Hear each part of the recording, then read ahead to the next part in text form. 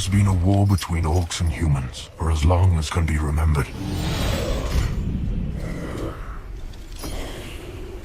But there was once a time when we did not even know who our enemy was, or what that evil green magic befell had done to us.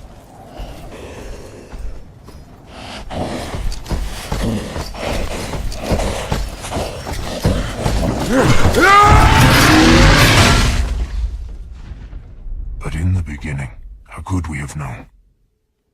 What choice did we have? Our world was dying, and I had to find my clan.